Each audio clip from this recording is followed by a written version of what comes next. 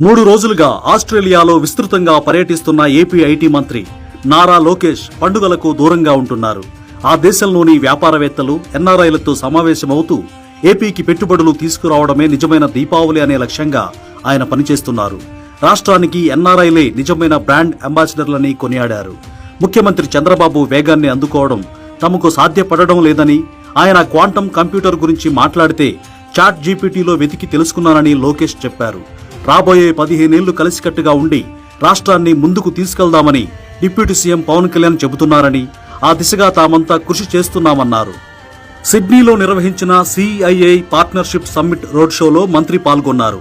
నవంబర్లో జరిగే విశాఖ సిఐఐ భాగస్వామ్య సదస్సుకు పారిశ్రామికవేత్తలు, ఎన్ఆర్ఐలు తరలి రావాలని, అక్కడున్న అవకాశాలను, ప్రభుత్వం కల్పిస్తున్న రాయితీలను పరిశీలించాలని విజ్ఞప్తి చేశారు. స్పీడ్ ఆఫ్ డూయింగ్ బిజినెస్ వల్ల ఏపీకి గత 16 నెలల్లో 10 లక్షల కోట్ల పెట్టుబడులు వచ్చినట్లు వెల్లడించారు.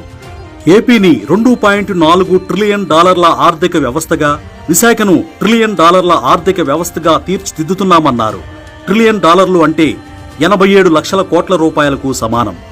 సెప్టెంబర్ 2వ వారంలో అనంతపురంలో సూపర్ 6 సూపర్ హిట్ బహిరంగ సభలో కూడా పాల్గొనకుండా నేపాల్లో చిక్కుకుపోయిన ఆంధ్రులను తీసుకొచ్చేందుకే లోకేష్ ప్రాధాన్యతనిచ్చారు.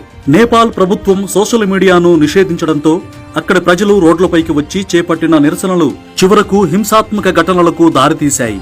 అక్కడ పర్యటనకు వెళ్లిన ఆంధ్రులను వెనక్కి తెచ్చేందుకు సచివాలయంలోని ఆర్టీజీఎస్ లో 3 రోజులు ఉండి సహాయక కార్యక్రమాలను పర్యవేక్షించారు.